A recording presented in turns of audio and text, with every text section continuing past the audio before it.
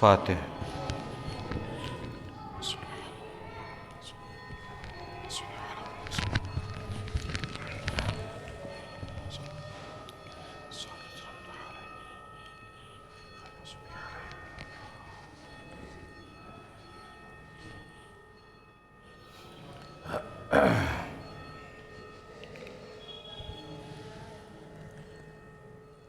ماشاء اللہ لا حول ولا قوة الا باللہ العلی العظیم۔ اعوذ باللہ السمیع العلیم من الشیطان اللعین الرجیم۔ بسم اللہ الرحمن الرحیم۔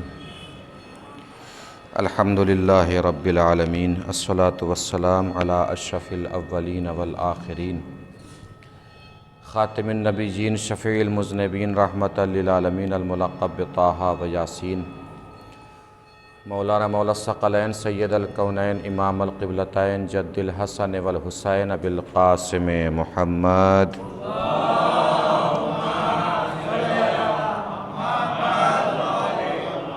وعلی آلہ الطیبین الطاہرین المعصومین المظلومین المنتخبین المنتجبین الغر المیامین، ولعنۃ اللہ الدائمۃ الباقیۃ علی اعدائہم وقتلتہم وغاصب حقوقہم ومنکر فضائلہم ومصائبہم من الآن الی قیام یوم الدین۔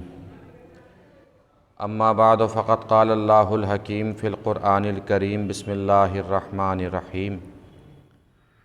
انما یرید اللہ لیذھب عنکم الرجس اہل البیت ویطہرکم تطہیرا۔ صلوات۔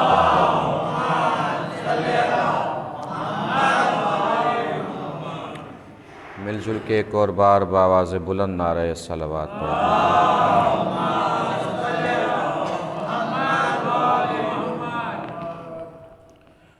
مسلسل خطبہ فدق کے عنوان سے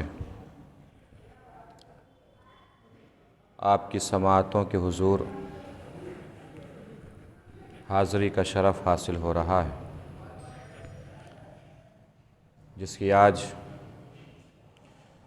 چوتھی منزل ہے۔ خطبے میں ہم توحید اور رسالت و نبوت سے ہوتے ہوئے اس مقام تک پہنچ گئے ہیں جس میں شہزادی نے قرآن مجید کا تعارف کرایا ہے۔ شہزادی قرآن کو اسی اسلوب، اسی ڈھنگ، اسی رنگ، اسی نہج سے پہچنوا رہی ہیں جس نہج سے خدا نے پہچنوایا ہے، خدا کے رسول نے پہچنوایا ہے۔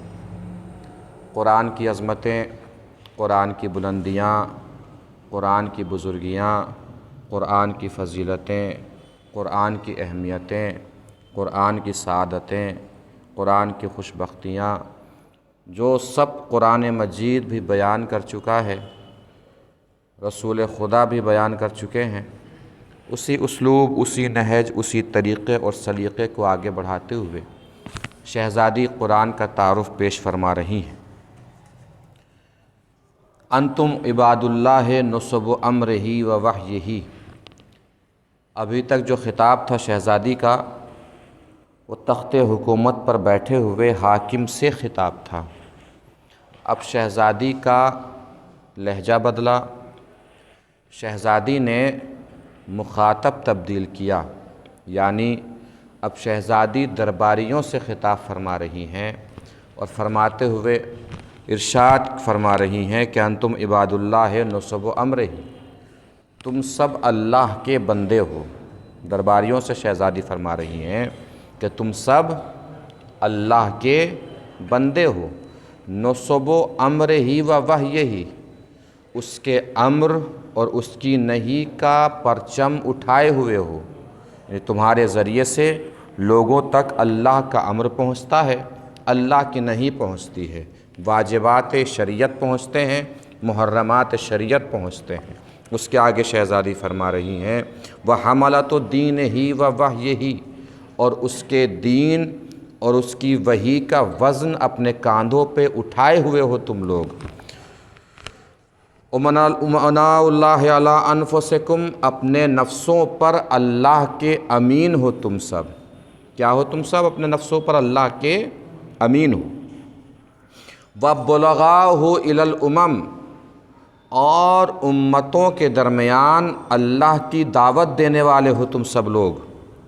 زعیم حق لہ فیکم، اللہ نے تمہارے درمیان ایک حق کو رکھا ہے۔ درباریوں سے خطاب فرماتے ہوئے شہزادی کہہ رہی ہیں کہ اللہ نے تمہارے درمیان ایک حق کو رکھا ہے۔ وَعَہْدٍ قَدَّمَهُ إِلَيْكُمْ، اور تمہاری طرف ایک عہد و پیمان کو بھیجا ہے۔ استخلف علیکم، اور اس کو تمہارے اوپر اللہ نے خلیفہ بنایا ہے۔ وہ کیا ہے؟ کتاب اللہ الناطق، اللہ کی بولتی ہوئی کتاب ہے۔ والقرآن الصادق، اللہ کا سچا قرآن ہے۔ والنور الساطع، وہ قرآن کہ جو چمکتا ہوا نور ہے۔ والضیاء اللامع، روشن ضیاء ہے، روشن چراغ ہے وہ قرآن۔ بینۃ بصائرہ منکشفۃ سرائرہ، جس کے تمام دلائل واضح ہیں اور جس کا راز بھی کوئی راز نہیں ہے، بلکہ قرآن کے راز بھی سب کے سامنے کھلے ہوئے ہیں۔ قرآن نے کب، کہاں، کیسے، کس طریقے سے، کس بارے میں، کس واقعے میں، کس شب میں، کس دن میں کون سی بات کہی ہے، کون سی آیت بھیجی ہے، کون سا سورہ نازل کیا ہے، وہ سب تمہارے درمیان آشکار ہے۔ قرآن میں کوئی راز نہیں ہے، وہ سب کھلا ہوا ہے۔ متجلیۃ ظواہرہ، جس کا ظاہر پوری طریقے سے جلوہ فگن ہے، ہر کسی کی آنکھوں تک اس کا ظاہر پہنچا ہوا ہے۔ قائد الی الرضوان اتباعہ، جس کے اتباع کرنے سے لوگ جنت کی طرف جاتے ہیں، وہ قرآن تمہارے درمیان موجود ہے۔ مؤدن الی النجات استماعہ، جس کو سننے سے اور سن کر عمل کرنے سے لوگ نجات پا جاتے ہیں، وہ قرآن تمہارے درمیان میں ہے۔ بہی تنال حجج اللہ المنورہ، اسی کے ذریعے سے اللہ کی روشن دلیلیں ہم پہچان پاتے ہیں، وہ قرآن تمہارے درمیان میں ہے۔ وَعَزَائِمُهُ الْمُفَسَّرَةُ، جس کی تفاسیر، جس کے دلائل، جس کی توضیحات، جس کی ڈیٹیلز ہم تک پہنچتی ہیں، وہ قرآن تمہارے درمیان میں ہے۔ اس کے آگے شہزادی فرما رہی ہیں براہینہ الکافیہ والشرائع المکتوبہ، اسی قرآن کے ذریعے سے اللہ کی دلیلوں کو ہم پہچان پاتے ہیں، اسی قرآن کے ذریعے سے اللہ کی شریعت کو ہم پہچان پاتے ہیں، اللہ کے قانون کو ہم پہچان پاتے ہیں۔ یہ شہزادی نے قرآن کا تعارف کرایا۔ اب چلتے ہیں ہم، میں نے کیا عرض کیا؟ وہی اسلوب، وہی طریقہ، وہی نہج، وہی سلیقہ جو قرآن نے بیان کیا، اسی اسلوب کو شہزادی نے آگے بڑھایا۔ جو رسول خدا نے قرآن کا تعارف پیش کیا، اسی طریقے کو شہزادی نے آگے بڑھایا۔ پوری توجہ یہاں سے میرے ساتھ جڑ جائیے گا۔ اب آئیے ہم چلتے ہیں قرآن مجید کی طرف۔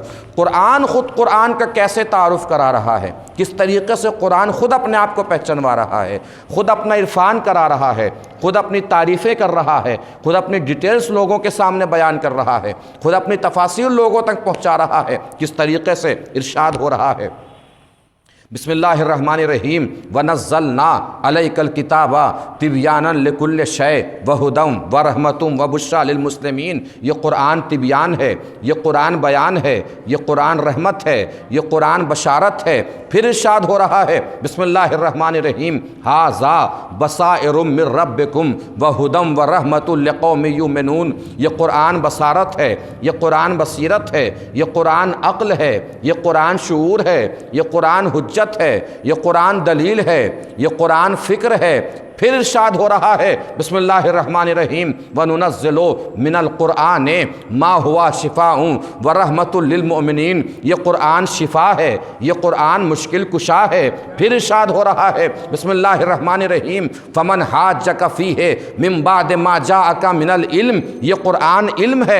پھر ارشاد ہو رہا ہے بسم اللہ الرحمن الرحیم یا ایھا الناس قد جاءکم برہان من ربکم وانزلنا الیکم نورا مبینا، یہ قرآن برہان ہے، یہ قرآن نور مبین ہے۔ پھر ارشاد ہو رہا ہے بسم اللہ الرحمن الرحیم تبارک الذی نزل الفرقان علی عبدہ لیکون للعالمین نذیرا، یہ قرآن فرقان ہے یعنی حق اور باطل کے درمیان فیصلہ کرنے والی کتاب ہے۔ پھر ارشاد ہو رہا ہے بسم اللہ الرحمن الرحیم ذالک امر اللہ انزلہ الیکم، یہ قرآن امر ہے۔ پھر ارشاد ہو رہا ہے والقرآن العظیم، یہ قرآن عظیم ہے۔ پھر ارشاد ہو رہا ہے انہ لقرآن کریم فی کتاب مکنون لا یمسہ الا المطہرون، یہ قرآن کریم ہے، یہ قرآن مطہر ہے۔ پھر ارشاد ہو رہا ہے انا نحن نزلنا الذکر وانا لہ لحافظون، یہ قرآن ذکر ہے۔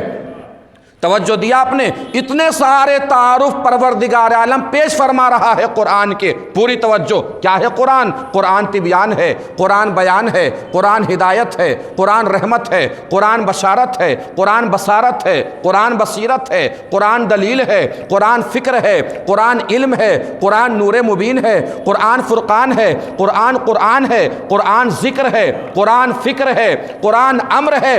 اب اللہ ارشاد فرما رہا ہے قرآن عربی غیر ذی عوج، اس قرآن میں کسی طریقے کا عیب نہیں ہے۔ توجہ ہی نہیں دی آپ نے۔ مجھے ایمانداری سے بتائیے، میں یہاں ممبر پہ آؤں اور آ کے قرآن میں عیب نکالنا شروع کر دوں، آپ میں سے کتنے لوگ ہوں گے جو مجھے ممبر پہ بیٹھنے دیں گے؟ کھینچ نہیں لیں گے؟ مسلمان نہیں رہا، کافر ہو گیا۔ یہی تو بات ہماری آج تک سمجھ ہی میں نہیں آئی۔ جب قرآن میں عیب نکالنے والا مسلمان نہیں رہتا تو جس کے دل پہ قرآن نازل ہوا ہو اس میں عیب نکالنے والا خلیفۃ المسلمین کیسے ہو جاتا ہے؟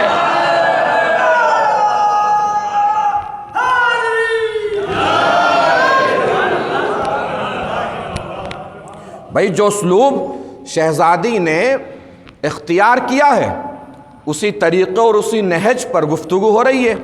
آپ کل سے پرسوں سے ساتھ ہیں، توحید بیان کی، رسالت بیان کی، پھر قرآن کا تعارف کرایا، سمجھ رہے ہیں نا؟ یعنی قرآن کو پہچانیے تاکہ رسول بھی سمجھ میں آئے، خدا بھی سمجھ میں آئے۔ اب آگے شریعت کی باتیں ہوں گی، اس کے آگے مولا کائنات کی ولایت کی بات ہوگی، اسی طریقے سے منزل بمنزل شہزادی آگے بڑھ رہی ہیں۔ تو قرآن کا تعارف کرا رہی ہیں شہزادی تاکہ قرآن کے ذریعے سے رسول کو سمجھیے، رسول کو پہچانیے۔ کیا کہا قرآن نے؟ قرآن امر ہے، قرآن ذکر ہے، قرآن فکر ہے، قرآن دلیل ہے، قرآن چراغ ہے، قرآن نور مبین ہے، قرآن تبیان ہے، قرآن بیان ہے، قرآن ہدایت ہے، قرآن بصیرت ہے، قرآن بصارت ہے، قرآن شعور ہے، قرآن فکر ہے، قرآن عقل ہے، قرآن دلیل ہے۔ اب ارشاد کر رہا ہے قرآن اور فرما رہا ہے بسم اللہ الرحمن الرحیم لا یاتیہ الباطل من بین یدیہ ولا من خلفہ، اس قرآن سے شیطان کا گزر نہیں ہو سکتا۔ توجہ ہی نہیں دی آپ نے، قرآن سے شیطان کا گزر نہیں ہو سکتا، قرآن سے شیطان کا گزر نہیں ہو سکتا۔ سوچنے کی بات ہے، جب قرآن سے شیطان کا گزر نہیں ہو سکتا تو جس کے دل پہ قرآن اترا ہے اس کے دماغ سے ہذیان کا گزر کیسے ہو جائے گا؟ ایک صلوات پڑھیں مل جل کے بر محمد و آل محمد۔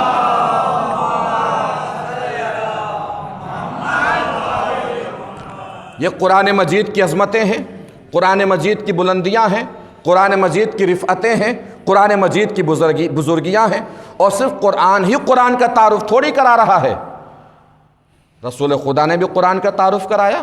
الگ الگ مقام، الگ الگ منزل، الگ الگ جگہ، الگ الگ مکان، الگ الگ ممبر، ہر جگہ سے قرآن کا رسول نے تعارف کرایا۔ سنیے، رمضان آنے والا ہے، رجب شعبان درمیان میں ہے، جمادی الثانی رجب شعبان رمضان آ جائے گا۔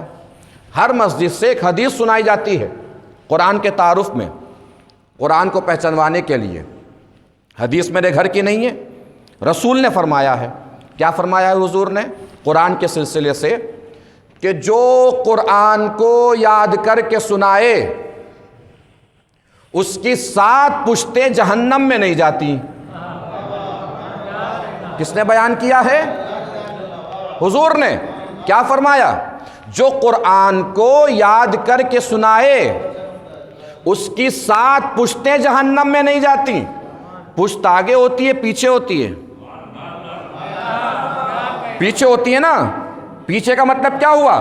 یعنی 7 گزری ہوئی نسلیں جہنم میں نہیں جائیں گی اس شخص کی جو قرآن یاد کر کے سنائے. یعنی حضور نے فرمایا جو قرآن یاد کر کے سنائے نہ اس کا باپ جہنم میں جائے گا، نہ اس کا دادا جہنم میں جائے گا، نہ اس کا پردادا جہنم میں جائے گا. اس کے رشتوں کا آگے کا حساب آپ خود لگا لیجئے. یعنی رسول نے فرما دیا ہے جو قرآن یاد کر کے سنائے اس کا باپ جہنم میں نہیں جائے گا.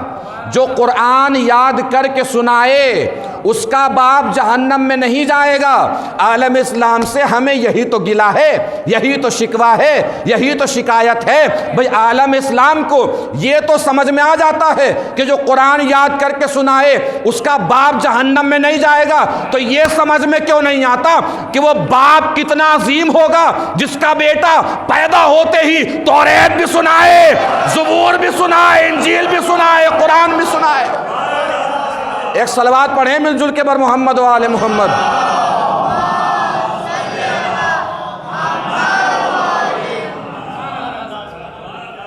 کتنا عظیم ہوگا وہ باپ. کیا کیا سنایا علی نے؟ توریت، زبور، انجیل، قرآن مجید.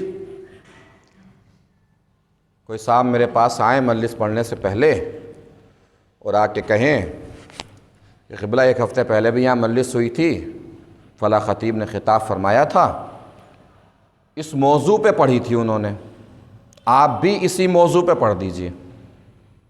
اگر تھوڑا بہت پڑھا لکھا ہوں اور پڑھ وڑھ کے مجلس پڑھتا ہوں تو میرے لیے پڑھنا آسان ہوگا کہ مشکل ہوگا؟ بھئی موضوع آپ نے بتا دیا تو آسان ہے مشکل ہے؟ آسان ہے.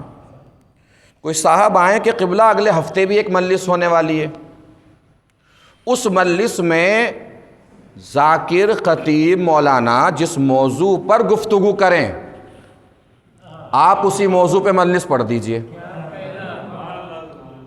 میں تھوڑی دیر تک اس کا چہرہ گھور کے نہیں دیکھوں گا کہاں سے چھٹ کے آیا ہے. مطلب کیا ہوا؟ گزرے ہوئے موضوع پہ پڑھنا آسان ہے، آنے والے موضوع پہ پڑھنا مشکل ہے. اللہ جانے آپ کہاں چھٹ گئے پیچھے. میں نے ساری بات کہہ دی. بھئی علی نے توریت پڑھا، آسان تھا چونکہ نازل ہو چکی تھی. زبور پڑھی، آسان تھا چونکہ نازل ہو چکی تھی. انجیل پڑھی، آسان تھا چونکہ نازل ہو چکی تھی. علی نے کمال یہ کر دیا کہ قرآن بھی پڑھ دیا. بھئی قرآن تو ابھی نازل ہی نہیں ہوا ہے. قرآن ہوگا نازل. نازل ہوگا تو کیسے ہوگا؟ جبرائیل امین آئیں گے کتاب لے کر رسول کو دیں گے کہ لیجئے کتاب پڑھ کے سنا دیجئے مسلمانوں کو. ایسے نازل ہوگا قرآن؟ کیسے نازل ہوگا؟ علی کا معجزہ سمجھانے جا رہا ہوں. اگر معجزے کی بلندی تک پہنچ گئے تو آواز ایسی بلند ہو جیسے باب نجف سے ٹکرانا چاہ رہے ہوں. اگر معجزہ پہنچ گیا آپ تک، علی نے کمال کیا کیا ہے، معجزہ کیا کیا ہے علی نے. بھئی قرآن کیسے نازل ہوا؟ کتاب رسول کو دی، سنا دیجئے. ایسے کیسے؟ بھئی کوئی واقعہ ہوا، آیت آئی، قرآن بنا. واقعہ ہوا، آیت آئی، قرآن بنا. کوئی بستر پہ چین کی نیند سویا، آیت آئی، قرآن بنا. کوئی غار میں ڈر کے رویا، آیت آئی، قرآن بنا. کوئی میدان میں ڈٹا، آیت آئی، قرآن بنا. کوئی میدان سے بھاگا، آیت آئی، قرآن بنا. ابھی سویا نہیں ہے، سوئے گا. رویا نہیں ہے، روئے گا. ڈٹا نہیں ہے، ڈٹے گا. بھاگا نہیں ہے، بھاگے گا. آیت آئی نہیں ہے، آئے گی. قرآن بنے گا، بنا نہیں ہے، بنے گا. اور علی ابھی سنا رہے ہیں. نہیں سمجھے علی کا معجزہ؟ بھئی قرآن کی ہر آیت نازل ہوئی ہے. واقعہ ہونے کے بعد علی کا کمال صرف یہ نہیں تھا کہ علی نے قرآن پڑھا. علی کا معجزہ یہ تھا علی نے واقعہ دیکھا، آیت پڑھی، واقعہ دیکھا، آیت پڑھی، واقعہ دیکھا، آیت پڑھی. پوچھئے علماء سے، پوچھئے ذاکرین سے، پوچھئے مفسرین سے، قرآن آیا نہیں ہے تو کہاں ہے؟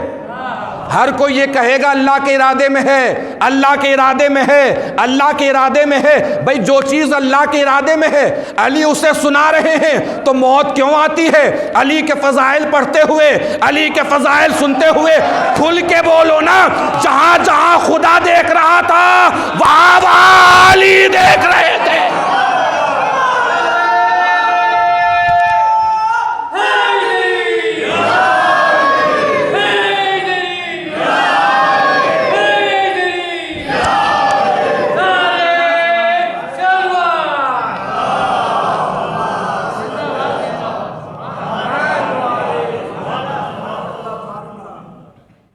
اب دل سنبھال کے سنیے گا جو سنانے جا رہا ہوں، بالکل سنبھال کے سنیے گا، بالکل کہیں سے بھی عقیدہ ڈگمگانا نہیں چاہیے، اور حقیقت میں شیعہ ہوتا ہی وہی ہے جس کا عقیدہ نہ ڈگمگائے۔ ہم نے علی کو صرف سنا ہے، سلمان نے تو اپنی آنکھوں سے دیکھا بھی ہے، پھر بھی سلمان شیعہ رہے، نصیری نہیں بنے۔ پہنچ رہی ہے بات؟ عقیدہ ڈگمگانا نہیں چاہیے۔ خدا خدا ہے، نبی نبی ہے، علی علی ہے۔ اب کمال کی بات سنانے جا رہا ہوں۔ کیا پڑھا علی نے؟ توریت، زبور، انجیل، قرآن مجید۔ توریت پڑھ دی سمجھ میں آ جاتی ہے، زبور پڑھ دی سمجھ میں آ جاتی ہے، انجیل پڑھ دی سمجھ میں آ جاتی ہے۔ دنیا جو کہتی ہے کہ علی نے قرآن پڑھا، یہ سمجھ میں نہیں آتا۔ امریکہ کس نے ڈھونڈا؟ کولمبس نے، یہ بھی سمجھ میں نہیں آتا۔ یہ لوگ کیوں کہتے ہیں کہ امریکہ کولمبس نے ڈھونڈا؟ زبان کی مجبوری ہے، حقیقت میں مسئلہ تو کچھ اور ہے۔ ہمیں سوئی ڈھونڈنی ہے، سوئی، تو ڈھونڈنے سے پہلے سوئی کا کھونا ضروری ہے، اور کھونے سے پہلے سوئی کا وجود ضروری ہے۔ جو چیز موجود ہو اسی کو تو ڈھونڈا جائے گا۔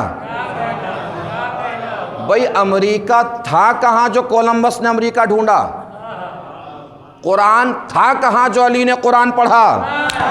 توجہ عزیزو، دل کو سنبھال لیجئے گا، پوری طاقت سے پڑھنا ہے، پوری طاقت سے جواب دینا اگر بات پہنچ جائے۔ بھئی امریکہ تھا کہاں جو کولمبس نے ڈھونڈا؟ کولمبس نے امریکہ نہیں ڈھونڈا، بھئی جو کولمبس نے ڈھونڈا وہ امریکہ بنا۔ توجہ، بھئی ڈھونڈنے کا مطلب یہ ہے کہ امریکہ پہلے سے موجود تھا، مل گیا، اسے ڈھونڈ لیا اس نے، نہیں، جو کولمبس نے ڈھونڈا وہ امریکہ بنا۔ قرآن تھا کہاں جو علی نے قرآن پڑھا؟ بھئی علی نے قرآن نہیں پڑھا، جو علی نے پڑھ دیا وہ قرآن بن گیا۔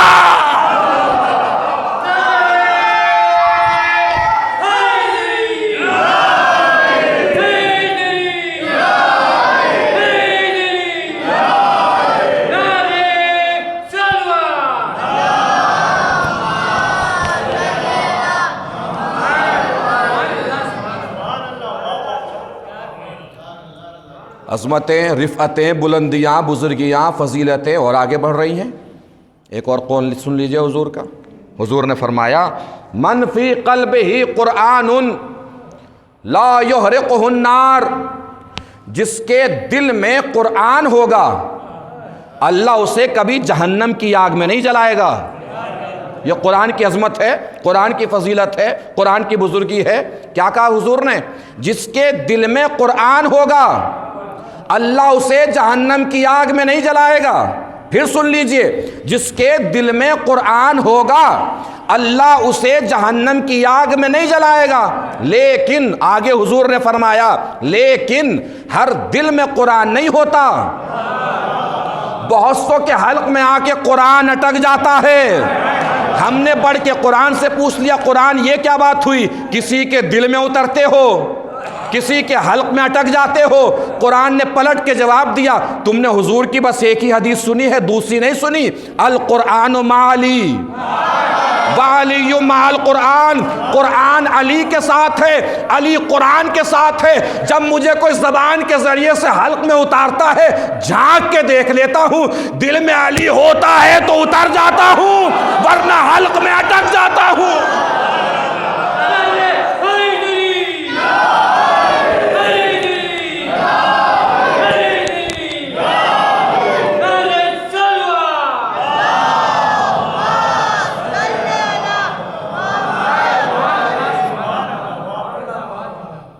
حضور اسی لیے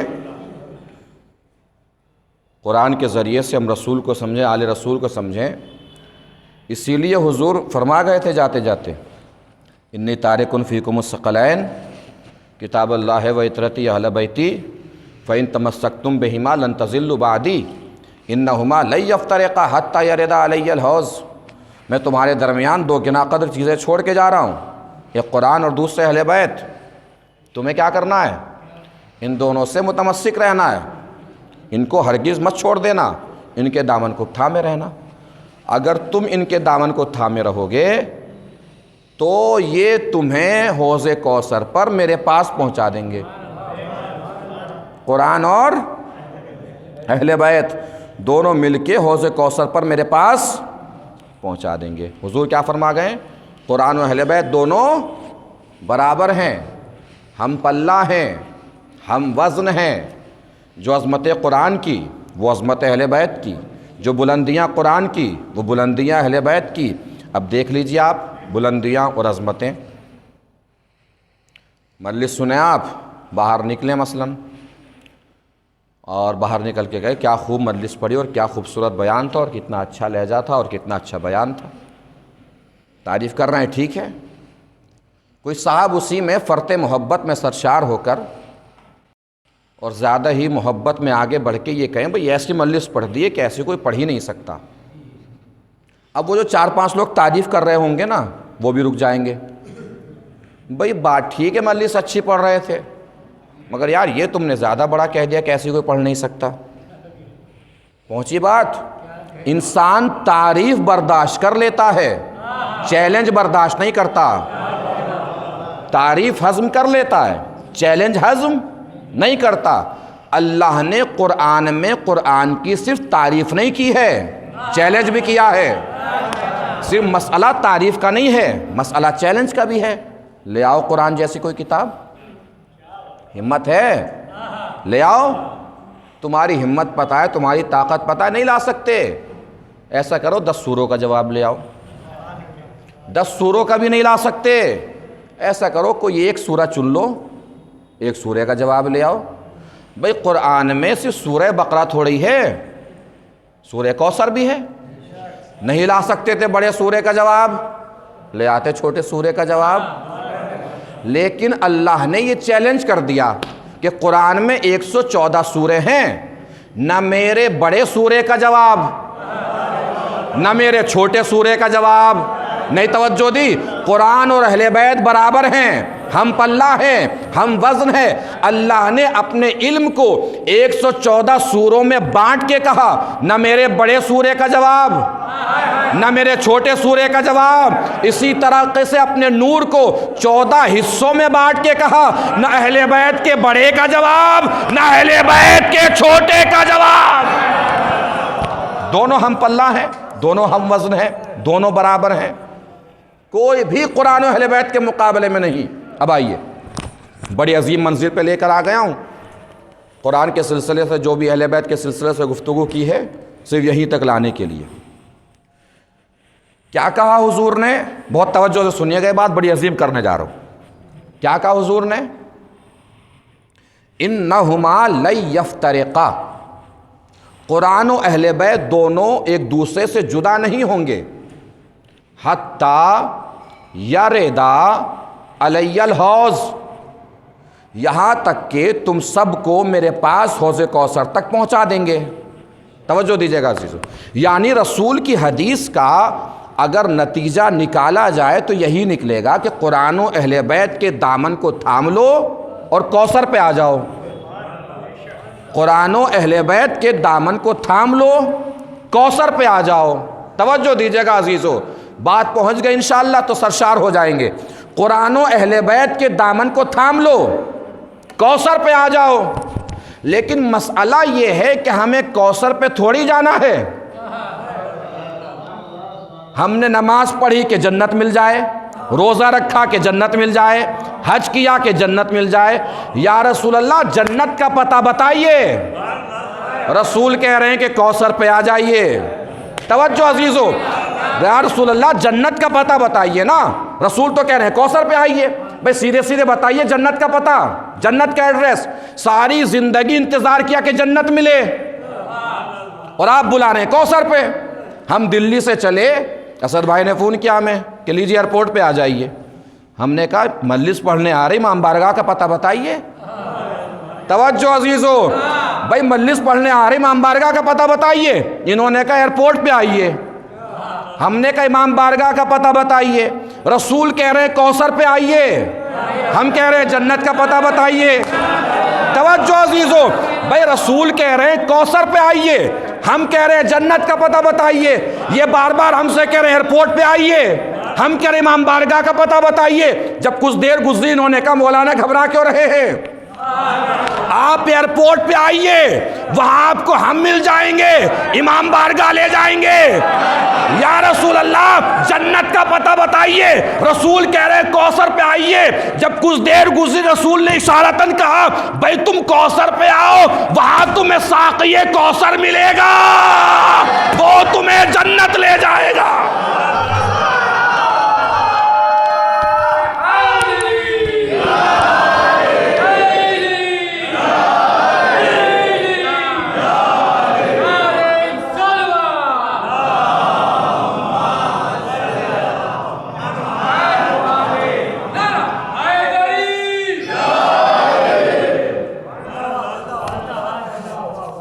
پہنچ رہی ہے بات؟ یہی قرآن ہے جس کی مخالفت دربار میں ہوئی ہے، جس کی مخالفت دربار میں ہوئی ہے۔ شہزادی گئی ہیں، شہزادی سے گواہ مانگے گئے۔ کیا مانگے گئے؟ گواہ۔ بڑی خوبصورت سی گفتگو ہے 2-4 منٹ کی، اسے بالکل ذہن نشین کر لیجئے گا۔ شہزادی سے مانگے گئے گواہ۔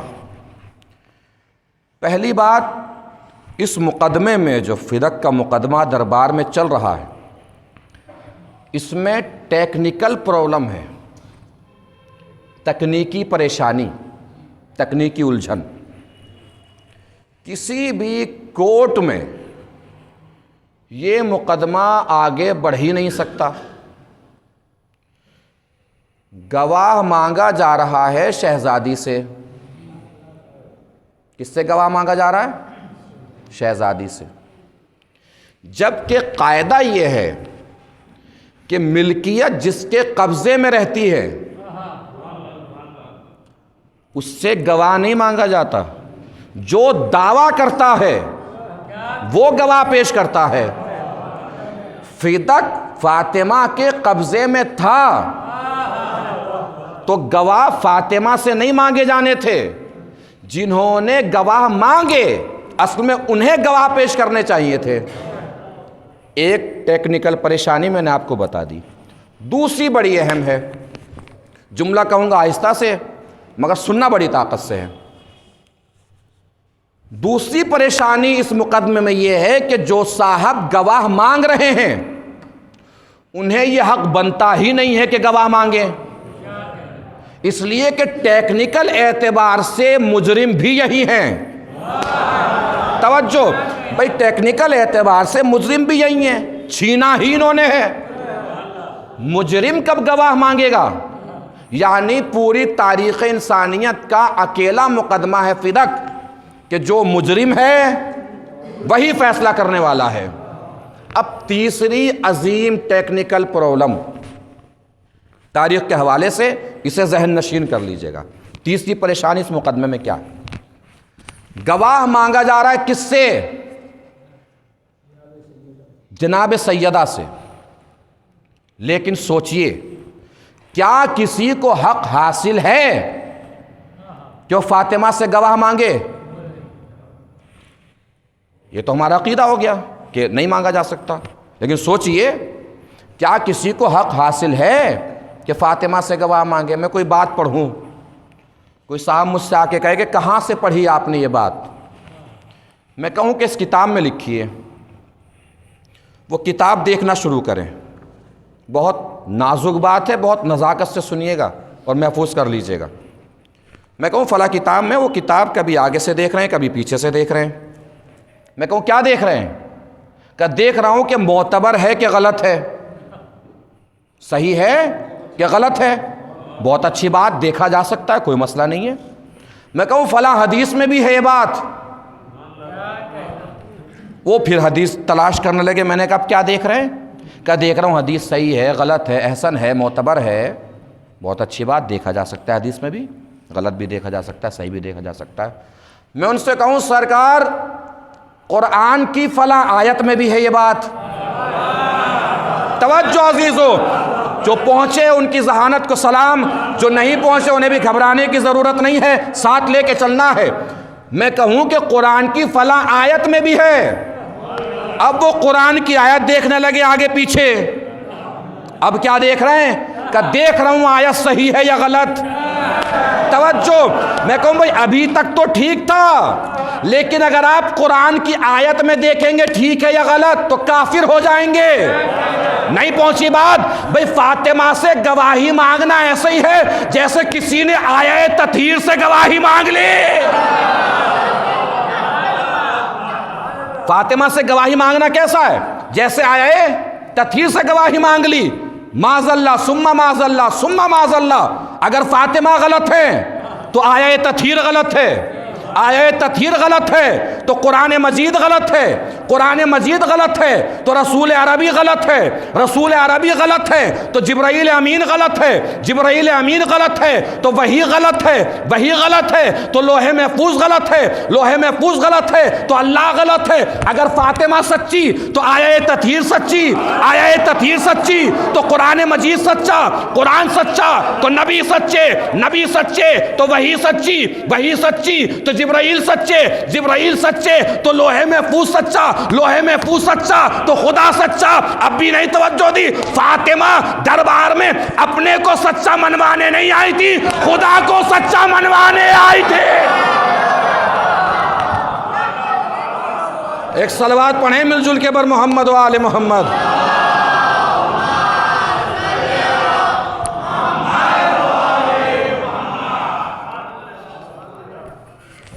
کوئی دلیل؟ گواہ رد کر دیے گئے۔ حسن و حسین گواہ ہیں، کہے تو تمہارے بچے ہیں، بچے کی گواہی کیسے قبول کریں؟ یہ قرآن کی مخالفت ہے۔ بچے کی گواہی کو قبول نہ کرنا یہ قرآن کی مخالفت ہے، اس لیے کہ قرآن مجید نے بچوں کی گواہی مانی ہے۔ یوسف کے عصمت کی گواہی غیر معصوم بچہ جو ابھی جھولے میں تھا اس نے دی، قرآن نے مان لی۔ مانی کہ نہیں مانی؟ جناب مریم کی عصمت کی گواہی جناب عیسیٰ نے دی، قرآن نے مان لی۔ حسن و حسین گواہی دے رہے ہیں، یہ تو معصوم ہے دونوں بچے، اور معصومہ کی گواہی دے رہے ہیں۔ مولا علی کو پیش کیا گیا کہ یہ تمہارے شوہر ہیں۔ میں بڑی عظیم بات کہنے جا رہا ہوں، عظیم نقطہ ذہن میں رکھیے گا ہمیشہ جو عرض کرنے جا رہا ہوں، یہ تمہارے شوہر ہیں۔ گواہی کب نہیں مانی جاتی؟ کسی کو سچا مان کر یا کسی کو جھوٹا مان کر؟ جب کسی کو جھوٹا مانتے ہوں تبھی تو گواہی نہیں مانی جاتی کسی کی، ایسے ہی تو ہوتا ہے، کچھ اور ہوتا ہے۔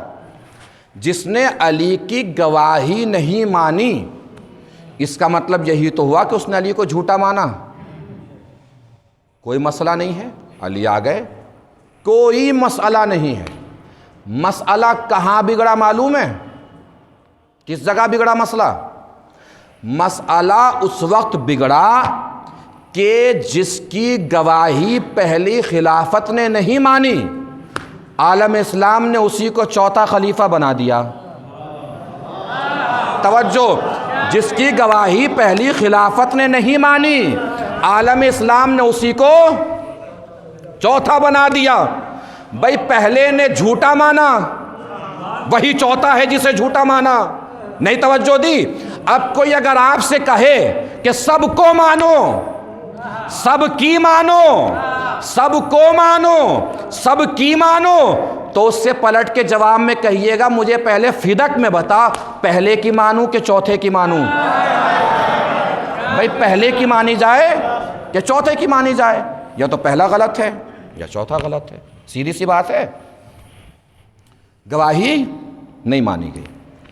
اس کے بعد وراثت پیش کی گئی شہزادی کی طرف سے کہ بھئی اگر گواہ نہیں مان رہے ہو کہ فدق میرا حصہ ہے، میری ملکیت ہے، تو وراثت میں تو وارث ہوں اپنے باپ کی۔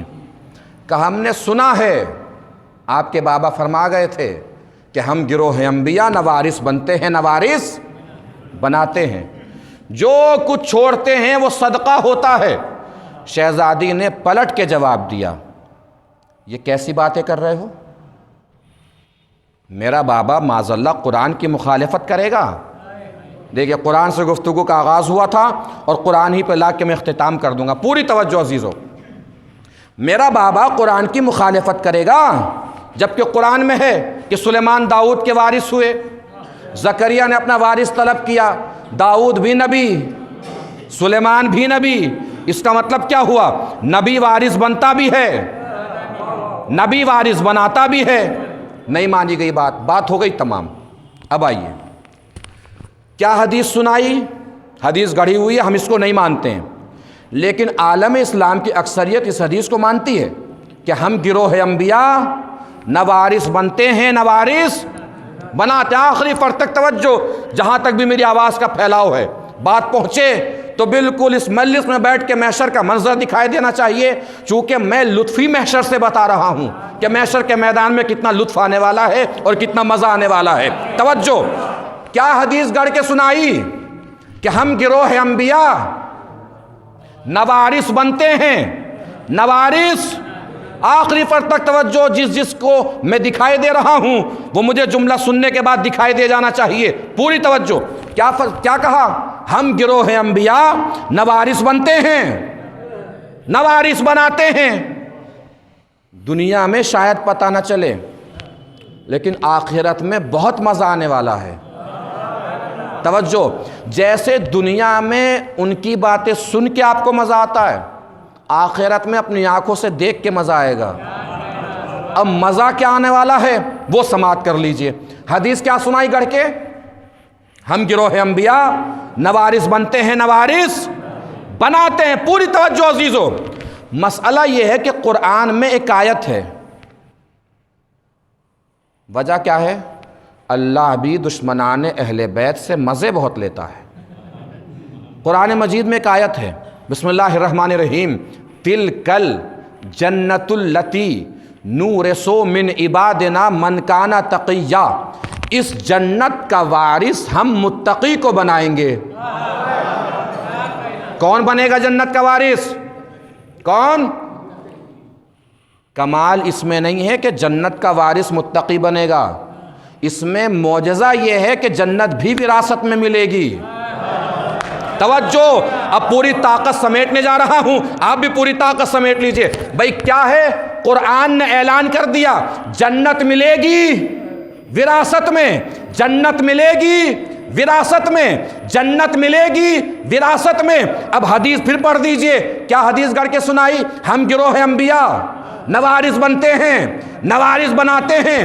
ہم اس حدیث کو نہیں مانتے، مگر بہت سے لوگ ایسے بھی ہیں نا جو مانتے ہیں۔ محشر کے میدان میں وہ بھی جائیں گے، آپ بھی جائیں گے، ان کی وہاں حالت دیکھ کے آپ کو مزہ بہت آئے گا۔ بھائی محشر کے میدان میں رسول کا دامن پکڑ کے وہ کہیں گے یا رسول اللہ دلوائیے جنت، یا رسول اللہ دلوائیے جنت، یا رسول اللہ دلوائیے جنت۔ رسول دامن چھڑا کے کہیں گے بھیا کیسی جنت؟ جنت ملتی ہے وراثت میں، اور ہم گروہ انبیاء نہ وارث بنتے ہیں نہ وارث بناتے ہیں۔ ایک صلوات پڑھیں مل جل کے بر محمد و آل محمد۔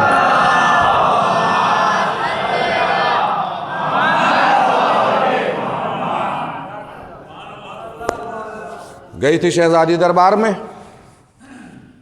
یہ بات جو پڑھ رہا ہوں یہ پہلے بھی پڑھ چکا ہوں یہاں پہ، مجھے ایسا ذہن میں یاد آ رہا ہے، لیکن پھر سن لیجئے تذکر کے لیے.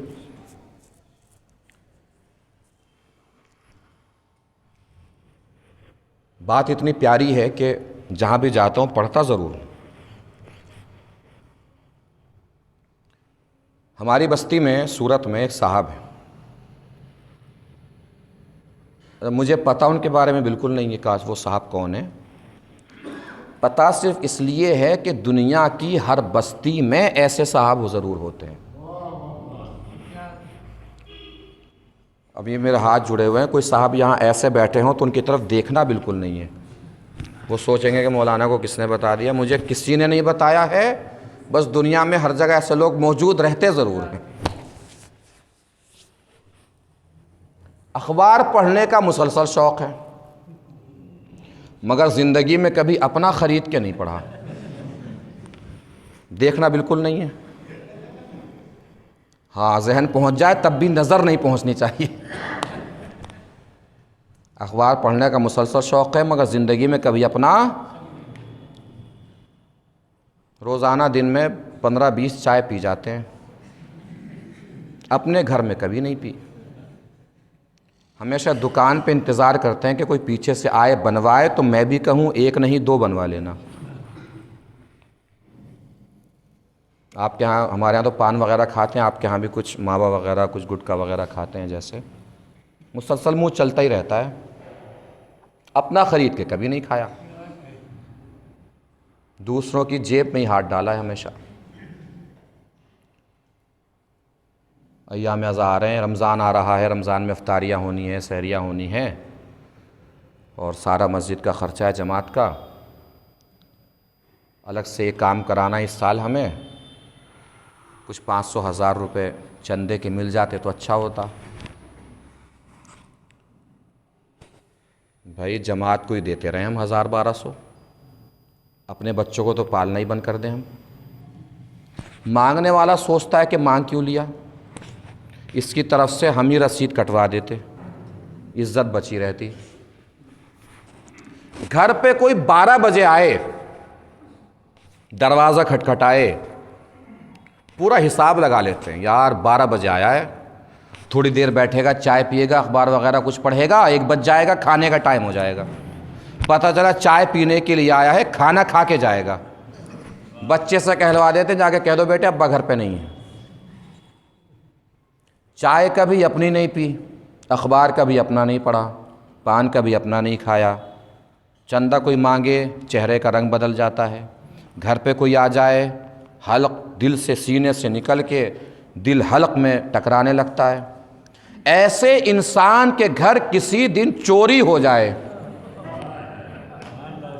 آیا مزہ؟ دیکھیے سننے میں کتنا مزہ آیا ہے. چوری ہو جائے، واقعاً ہو جائے، اگلے دن مسجد کے باہر جوان کھڑے رہیں گے، ایک دوسرے کو کوہنی مار کے کہیں گے دیکھا بہت بچا رہا تھا، چور 1 رات میں صاف کر گیا. اور اگر ہمیں مل جائے وہ چور تو ہم تو ہاتھ ہی چوم لیں. جو کام ہم زندگی بھر نہیں کر سکے چور 1 رات میں کر کے چلا گیا. ایک صاحب اور ہیں، ان کے بارے میں مجھے نہیں پتہ ہے. پتہ کس لیے کہ ایسے صاحب بھی دنیا کے ہر بستی میں ہوتے ہیں. مجلس میں آئے، کسی کو کھانسی اٹھی، باہر نکلے، فوراً پوچھا بھائی طبیعت وغیرہ سب ٹھیک ہے؟ کہا بس وہ ڈاکٹر کیا دکھانے جا رہا تھا، مجلس کا وقت ہو گیا، میں نے سوچا پہلے مجلس سن لوں پھر جاؤں. کہا چلو میں چل رہا ہوں ڈاکٹر کے تمہارے ساتھ. کہا میں ذرا وہ بائک تو لے لوں گھر سے؟ کہا میرے پاس بائک ہے چلو. کہا پرس تو لے آؤں؟ کہا نہیں میرے پاس پرس ہے، چلو یار ڈاکٹر کے یہاں چلتے ہیں. وہ جو پہلے والے صاحب تھے ان کے پاس پیسہ بہت تھا مگر دل نہیں تھا. یہ صاحب پیسہ بہت نہیں ہے، دل بہت بڑا ہے. کسی کو، اب تو خیر چھٹیاں چل رہی ہیں بچوں کی اسکول کی، اسکول کے لیے بچوں، اسکول میں جانے والے بچوں گلی میں گھومتے ٹہلتے دیکھتے تھے تو پوچھتے تھے بیٹے اسکول نہیں گئے؟ کہا وہ احمد آباد رہتے ہیں ابا، ان تنخواہ نہیں ملی ابھی، وہ تنخواہ آ جائے گی تو فیس جمع کریں گے پھر جائیں گے. جیب میں سے پیسے نکال کے دیتے ہیں. فیس جمع کرو، جاؤ پڑھ لکھ کے بڑے آدمی بنو، ہمارا بھی نام روشن کرو۔ پیسہ بہت نہیں ہے، دل بہت بڑا ہے۔ کوئی گھر پہ 12 بجے آئے، 1 بجے چلنے لگے، پوچھتے کہاں جا رہے ہو؟ کہ گھر کھانا کھانے جا رہے ہیں۔ کہ گھر کیوں جا رہے ہو؟ یہ بھی تمہارا گھر ہے، کھانا کھا کے جاؤ۔ پیسہ بہت نہیں ہے، دل بہت بڑا ہے۔ گھر والوں سے کہا ہوا ہے کہ رات کے سناٹے میں بھی کوئی 12-1 بجے دروازہ کھٹکھٹا دے، اور اگر وہ ضرورت مند ہو تو اس وقت تک واپس نہیں جانا چاہیے جب تک اس کی ضرورت پوری نہ ہو جائے۔ پیسہ بہت نہیں ہے مگر دل بہت بڑا ہے۔ جو میری بات کو سمجھے اور پوری طاقت سے نہ بولے تو اس سے شکایت رہے گی مجھے۔ آپ کے اٹھے ہوئے ہاتھ، بولتی ہوئی زبان میری خطابت کی داد نہیں، شہزادی سیدہ کی وکالت ہوگی۔ ایسے انسان کے گھر کسی دن چوری ہو جائے، اگلے دن مسجد کے باہر سب لوگ جمع ہوں گے، آستین الٹے ہوئے، کہیں ملا چور؟ اگر مل جائے تو میرے پاس لے آنا، دانت توڑ دوں گا، گریبان پھاڑ دوں گا۔ ایک خالہ اماں نے پوچھا کہ بھئی چور ملا؟ کہنے ابھی تو نہیں ملا۔ کہ ملے تو میرے پاس لانا، گریبان پھاڑ دوں گا، گریبان پھاڑ دوں گی، دانت توڑ دوں گی۔ ہم نے کہا خالہ اماں اتنا غصہ کیوں ہو رہی ہو؟ بلڈ پریشر وغیرہ بڑھ جائے گا، پریشانی ہو جائے گی، اتنے غصے کی ضرورت نہیں ہے۔ کہ مولانا مجھے مت سمجھائیے، دیکھا نہیں کیسے کہ گھر چوری کی؟ اس کے گھر چوری کرنے کی ضرورت کیا تھی؟ اس سے مانگ لیتے، یہ تو ویسے ہی دے دیتا۔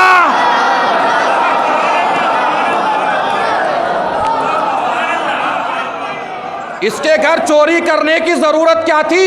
اس سے مانگ لیتے، یہ تو ویسے ہی دے دیتا۔ ہم بھی تو 1400 سال سے یہی کہتے ہیں، فدق لوٹنے کی ضرورت کیا تھی؟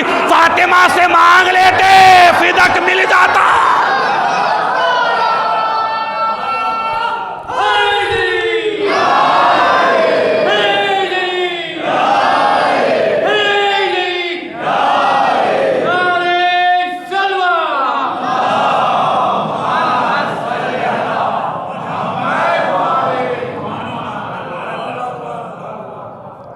ہم خالہ اماں کو چپ کرا رہے ہیں، خالہ اماں کا غصہ ہی بڑھتا جا رہا ہے۔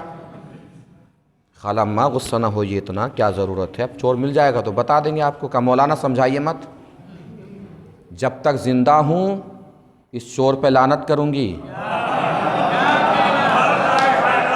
جب تک زندہ ہوں اس چور پہ لعنت کروں گی، مرنے لگی تو اولاد سے کہہ کے جاؤں گی کسی کو بھی معاف کر دینا، اس چور پہ لعنت کرتے رہنا۔ شہزادی فاطمہ ہم بھی جب تک زندہ ہیں وعدہ ہے آپ سے، آپ کے دشمنوں پہ لعنت کریں گے، مرنے لگے تو اولاد سے کہہ کے جائیں گے کسی کو بھی معاف کر دینا، فاطمہ کے دشمن کو معاف کر دینا۔ دشمن کے قاتلوں، کافروں، لعینوں، ملعونوں، ظلمگاروں پہ لعنت۔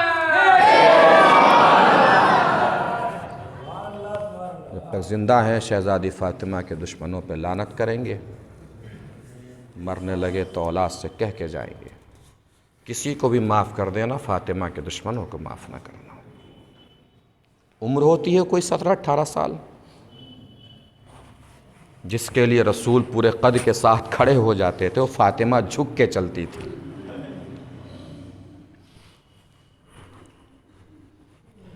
آیت اللہ وحید خراسانی فرماتے ہیں، کسی کی انگلی کی ہڈی ٹوٹ جائے رہ سکتا ہے کوئی؟ انگلی کی ہڈی ٹوٹ جائے کسی کی، سوچے کیا گزرے گی اس کے اوپر جس کی انگلی کی ہڈی ٹوٹ گئی ہو۔ شہزادی فاطمہ 3 مہینے ٹوٹی ہوئی پسلیوں کے ساتھ زندہ ہے۔ وہ کہتے ہیں میں سوچتا ہوں کہ سانس فاطمہ لیتی کیسے تھی، سانسیں کیسے لیتی تھی شہزادی فاطمہ؟ ہر سانس جانا پھر سانس کا واپس آنا، ہر سانس کے آنے جانے میں موت ہوتی ہے اگر پسلیاں ٹوٹ جائیں کسی کی۔ بڑی مصیبتیں اٹھائی فاطمہ نے، بڑی مصیبتیں۔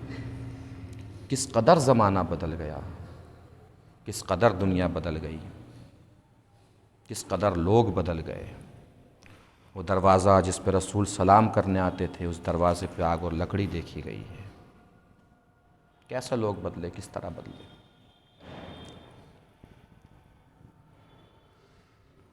ایک دن جتنے بھی شہزادی فاطمہ کے چاہنے والے تھے، اہل بیت کے دوستدار تھے، ان کے اوپر بھی دنیا کو تنگ کر دیا گیا تھا۔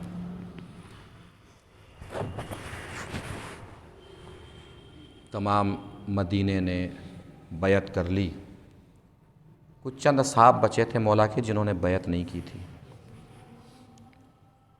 انہی اصحاب میں ایک صحابی بلال تھے، بلال نے بیعت نہیں کی تھی۔ ایک دن آ رہے تھے، سامنے سے دوسرے خلیفہ آتے ہوئے دکھائی دیے، رکے وہ، بلال سے کہا بلال تمہارے لیے ٹھیک نہیں ہے کہ تم بیعت نہ کرو۔ کہ میں کیسے بیعت کر لوں، مجھے غدیر یاد ہے، میں رسول کے جانشین اصلی کو چھوڑ کے کہیں اور نہیں جا سکتا۔ منایا گیا بلال کو، اذان دینے کے لیے منایا گیا۔ بلال نے گلدستہ اذان پر کبھی اپنے قدم نہیں رکھے بعد وفات رسول۔ مدینہ چھوڑ گئے بلال، چھوڑ گئے تو ایک رات خواب میں دیکھا، خواب میں دیکھا کہ جیسے خواب میں حضور تشریف لائے ہوں اور آنکھوں سے آنسو بہہ رہے ہوں رسول کے، اور کہہ رہے ہیں بلال سب نے میری بیٹی کا ساتھ چھوڑ دیا، تم نے بھی چھوڑ دیا۔ بلال مدینے پہنچے، شہزادی فاطمہ کے دروازے پہ پہنچے۔ فاطمہ ساری مصیبتیں بیان کرتی رہی، وقت اذان آ گیا۔ شہزادی نے کہا کہ بلال اذان دے دو۔ بلال نے کہا بی بی آپ کو معلوم ہے کہ میں چھوڑ چکا ہوں۔ کہا نہیں اذان دے دو، دل چاہ رہا ہے کہ آج مجھے بابا کا زمانہ یاد آئے۔ بلال گلدستہ اذان پہ پہنچے، اذان دینا شروع کی۔ اللہ اکبر، شہزادی کے چہرے کا رنگ بدلنے لگا۔ بلال کی اذان آگے بڑھی اور زبان سے نکلا اشہد ان لا الہ الا اللہ۔ شہزادی فاطمہ زمین پہ گر پڑی، جلدی سے حسن حسین دوڑے مسجد کی طرف۔ کہا چچا بلال نانا کا نام مت لیجیے گا، ماں مر جائے گی، اب ماں گر پڑی ہیں، بے ہوش ہو گئی ہیں، نانا کا نام مت لیجیے گا۔ بلال کو اذان چھوڑنی پڑی۔ دیکھ رہے ہیں نا، میں روز بتا رہا ہوں آپ کو کہ منظر اہل بیت کے گھرانے میں دہرایا گیا ہے، مصیبتوں کے مناظر بھی دہرائے گئے ہیں۔ ایک یہ اذان تھی جس میں سن کے فاطمہ بے ہوش ہو گئیں، ایک کربلا میں اذان تھی صبح عاشورہ، جس کو سن کے زینب تڑپ رہی تھی، ام لیلہ تڑپ رہی تھی، اور تڑپ بھی ایسے رہی تھی کہ ہر کسی کو پتا تھا یہ مؤذن آخری مرتبہ اذان دے رہا ہے۔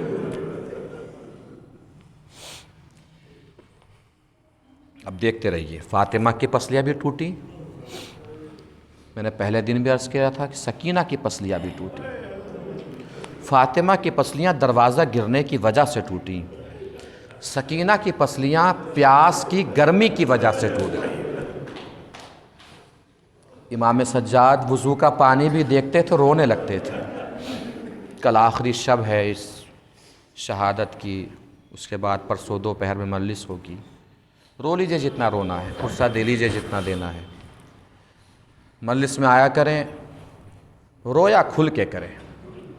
اس لیے نہیں کہ کوئی ذاکر مصائب پڑھ رہا ہے، خطیب کے مصائب آپ کو اچھے لگ رہے ہیں، نہیں، اس لیے نہیں، اس لیے نہ رویا کریں، اس لیے رویا کریں کہ آپ کے آنسو شہزادی فاطمہ کے دل کو سکون بہت دیتے ہیں۔ امام باقر علیہ السلام مجلس میں تشریف فرما تھے، ابو بصیر مولا کے چاہنے والے برابر میں بیٹھے ہوئے تھے۔ امام باقر نے فرمایا ابو بصیر رو نہیں رہے ہو؟ بصیر جو کپڑا آنکھوں پہ رکھ رہے تھے اس کو نچوڑا، کہا مولا رو تو رہا ہوں، اتنا رو رہا ہوں؟ کہ ایسے نہ رویا کرو، ایسے رویا کرو جیسے ضعیف ماں جوان بیٹے کے جنازے پہ روتی ہے۔ اس لیے کہ جب عزاداروں کی آوازیں بلند ہوتی ہیں تو میری دادی کو تکلیفوں میں آسانی محسوس ہوتی. اور یہ مجلسیں تو اسی فاطمہ کے نام سے منسوب ہے نا. ہم تھک جاتے ہیں، تھک کے بیٹھ جاتے ہیں. شہزادی فاطمہ تو ہر مجلس میں آتی ہیں. کیسے آتی ہیں؟ پسلیاں پکڑ کے آتی ہیں. اب محسوس کریں گے منظر، اگر صرف آنکھوں سے نہیں دل سے بھی آپ کو دکھائی دیتا ہو تو ضرور محسوس کریں گے. سوچئے کیا قیامت برپا ہوتی ہوگی اس وقت اہل حرم میں جب مجلس عزا کہیں برپا ہوتی ہوگی. ایک طرف سے دادی پسلی پکڑ کے آتی ہوگی، ایک طرف سے پوتی پسلی پکڑ کے آتی ہو.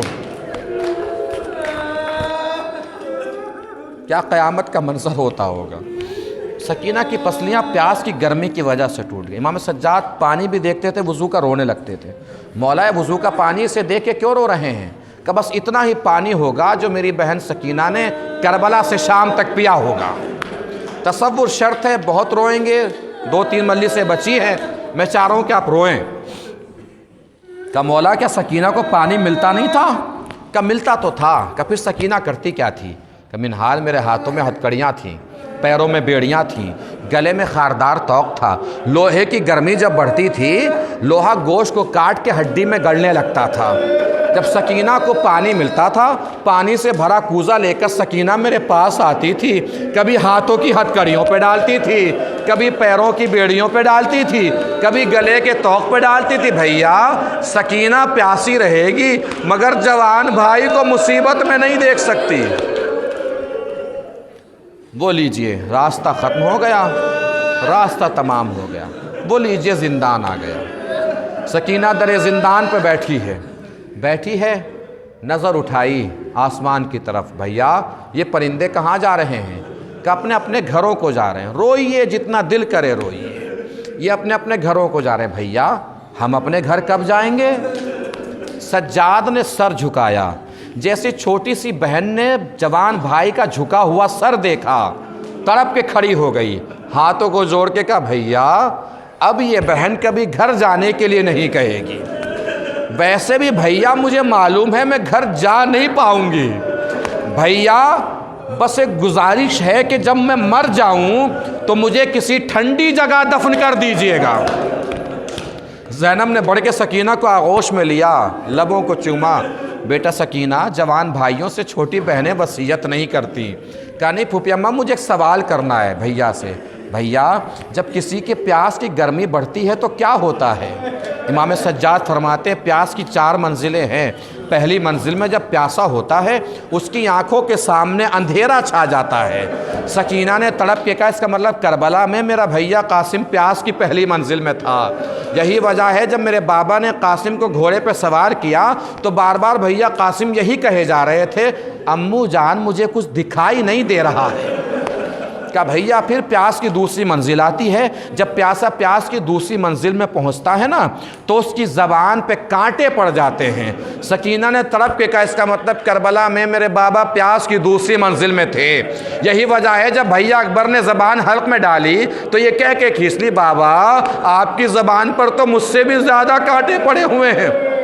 آخری 2 جملے مصائب تمام. رو لیجئے گا جتنا رونا ہوگا، پرسہ دے لیجئے گا جتنا دینا ہوگا. بھیا پھر کا پیاسا پیاس کی تیسری منزل میں پہنچتا ہے. جب پیاسا پیاس کی تیسری منزل میں ہوتا ہے نا تو پہلے زمین پہ گر کے مچھلی کی طرح تڑپتا ہے، پھر خاموش ہو جاتا ہے. سکینہ نے سر و سینہ پیٹ کے کہا اس کا مطلب کربلا میں میرا 6 مہینے کا علی اصغر پیاس کی تیسری منزل میں تھا. یہی وجہ ہے جب میرے بابا نے اصغر کو زمین پہ لٹایا تو پہلے علی اصغر زمین پہ گر کے مچھلی کی طرح تڑپا، پھر خاموش ہو گیا. آخری جملہ مصائب تمام. کا بھیا پھر کا پیاسا پیاس کے جب چوتھی منزل اور آخری منزل میں پہنچتا ہے نا تو اس کے بدن کا گوشت ہڈیاں چھوڑنا شروع کر دیتا ہے.